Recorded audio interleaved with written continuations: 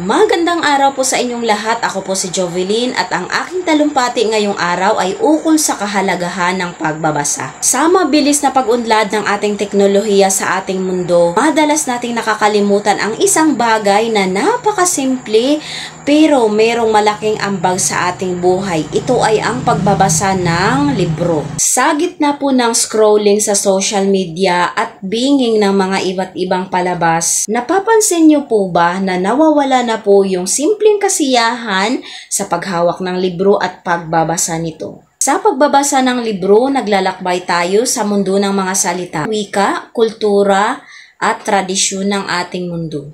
Kaya dapat lang bilang mga kabataan ngayon, huwag po ninyong kalimutan na ugaliing magbasa ng libro. Ang pagbabasa ay hindi lamang isang libangan. Ito ay isang essential na kasanayan na nagbubukas sa iyong isipan, kaalaman at paglago ng ating karunungan.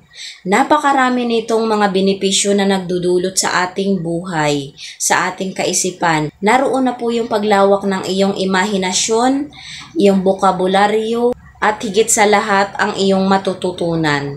Sa bawat pahina ng ating mga binabasa, tayo ay naglalakbay sa iba't ibang panahon, iba't ibang kultura, tradisyon, at pangyayari sa ating kasaysayan. Sa pagbabasa, nakikilala natin ang mga bagong tauhan, natututo tayo ng mga bagong ideya at nahahasa pa ang ating mga kaisipan. Ang pagbabasa ay isang tulay sa atin na nag-uugnay sa ating nakaraan, kasalukuyan at hinaharap. Bukod pa rito, ang pagbabasa ay nagpapahusay sa ating kakayahang magsulat at makipagtalastasan. Ito ay isang puhunan natin sa ating sarili upang mapaunlad natin ang ating kakayahan sa pag-iisip at pagsusuri. Ang mga komplikadong konsepto ay mas madali nating mauunawaan at ang kakayahang mag-isip na kritikal ay nagiging mas matalas. Kaya naman po, hinihikayat ko po kayong lahat na muli nating yakapin ang pagbabasa. Maglaan po tayo ng ilang oras araw-araw kahit ilang minuto lamang upang magbasa ng magasin, artikulo, or libro.